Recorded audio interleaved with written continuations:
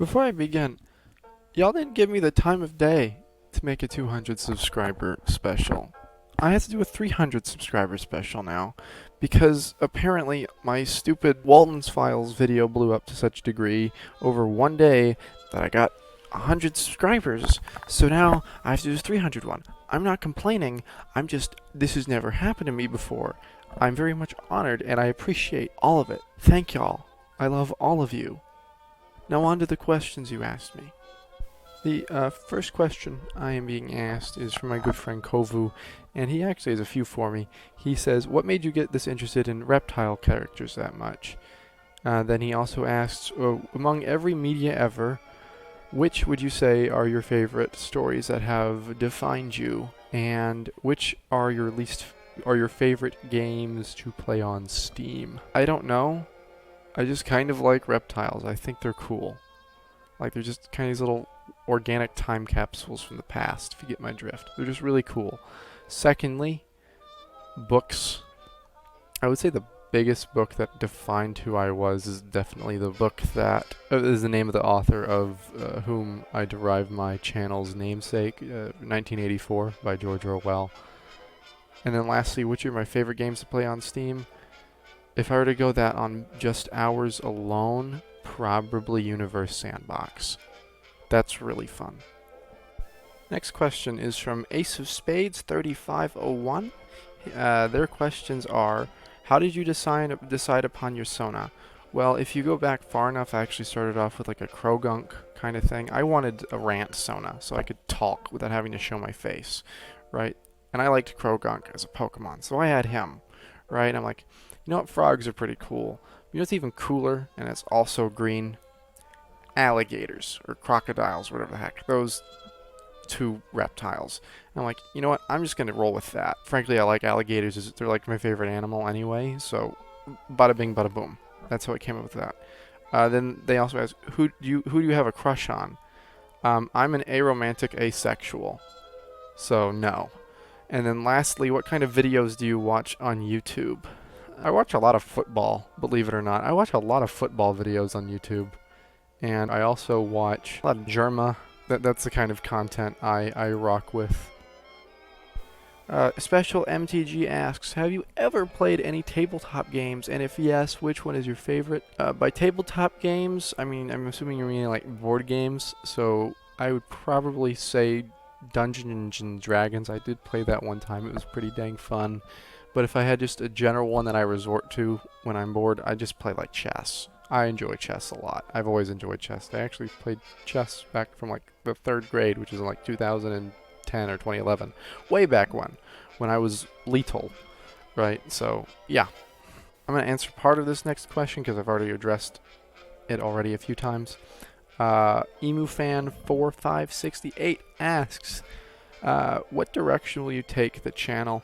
I'm going to do a mix of things. I've already kind of done a little bit of educational stuff on my channel. I've done analysis videos on my channel, and I've done even a little bit of gaming. I kind of want to stick to that general sort of motif of stuff, but I want to emphasize more on the analysis videos. They take longer for me to make, yes, and I can't pump them out as quickly, but I do thoroughly enjoy making them because I get to pick apart stuff. So that's the general direction that I would like to take this channel forward with. My good friend, Maddie, the Rowdy Reindeer, asks, what is your favorite Pokemon? It is a tie between Crocodile and Sceptile, and admittedly for Alligator because obvious reasons. Next, my best friend, Bud Falligator, asks me 2 questions. What is your favorite MGMT moment, and why was Tom DeLonge so callous in 2002? My favorite MGMT moment is when he gets his neck snapped open and he has an eel pulled out from his throat in Flash Delirium, because it's profound and significant.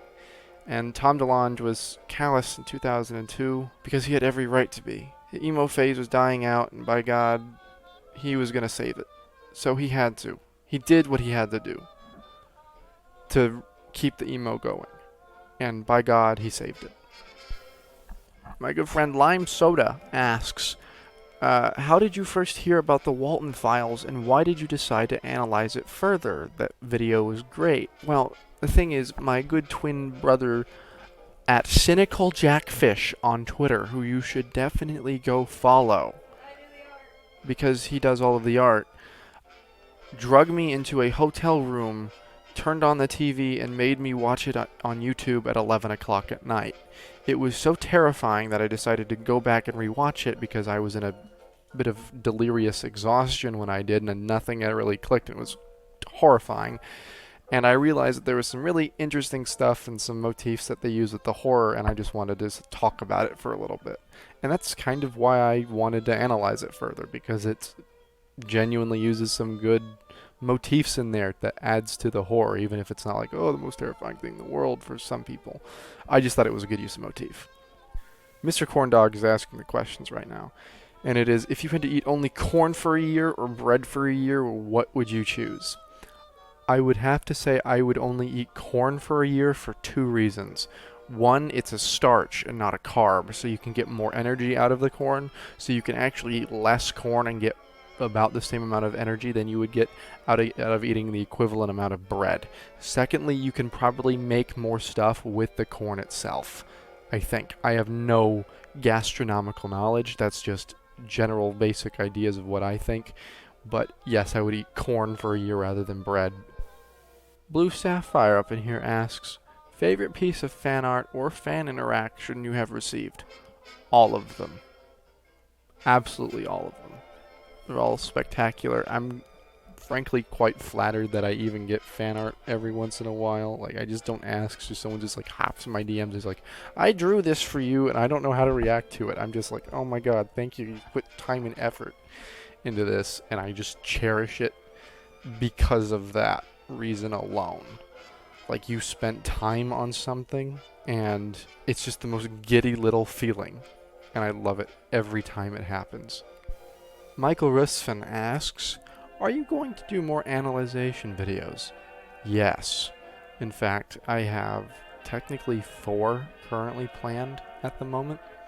The next one I'm going to be doing is going to be an analysis of late motif, or just more or less like a lyrical analysis of Flash Delirium video by MGMT, because a good friend of mine has talked me into doing it, and because it's actually a really excellent idea, because it's something that I am interested in doing, because of the complexity of the lyrics combined with the cinematography, make it something that looks like a really tough nut to open and to crack open.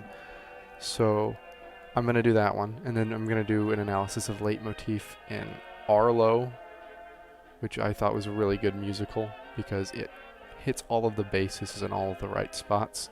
And I'll get to that one. I haven't written the scripts for either of these 2 yet, so those are going to be coming out soon.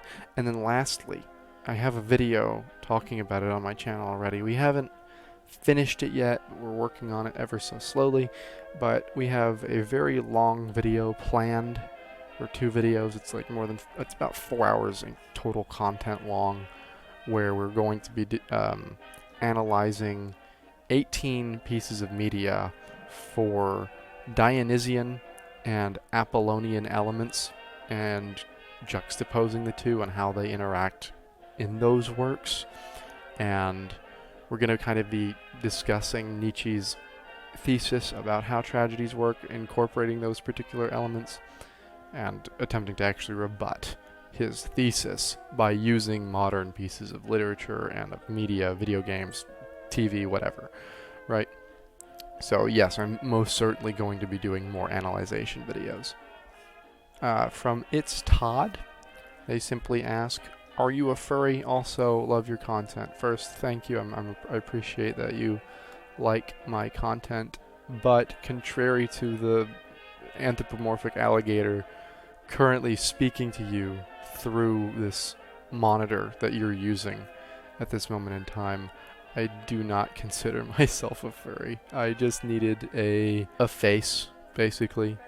My brother's a furry, so, and does furry art. You should definitely Comm him. He does really good art at spectacular prices. But other than that, he's a good artist, and I asked, hey, I need this thing for my YouTube channel because I don't want to show my face, and I'd rather have some other like way of like presenting myself on screen when I'm giving an opinion or something like that. It's like, okay, so he drew up the frog that I talked about earlier, right? And then I didn't get tired of the frog, I just kind of wanted to move on with the alligator, right? Because I like the alligator, I really like the idea of an alligator. So the alligator was born. So, short answer, no, I'm not a furry. Contrary to what everything else is saying. This next question is from Henry403, who asks, what are some of your favorite books and why? If I had to give you like my top 5 favorite books, it would probably have to go by these in this order. It would probably be 1984 by George Orwell, for obvious reasons. I like the political statement he makes about privacy and the importance of it and the control of information. I think that's crucial in today's age. And The Mountains Echoed by Khaled Hosseini. Atlas Shrugged by Ayn Rand. Notes from the Underground by Fyodor Dostoevsky, and Frankenstein by Mary Shelley. Those are all excellent books. They all tell wonderful tales about the human spirit and even the corruption thereof in pursuit of more grandiose things, or even the less grandiose of things. I do recommend that you read any of these. They're excellent pieces of literature. Next is from Ralnix, who asks, when you get big on YouTube, can you cross your arms and let people know that the furry is about to talk about a controversial topic? You know what, just for that, here is 15 seconds of complete silence and arm crossing.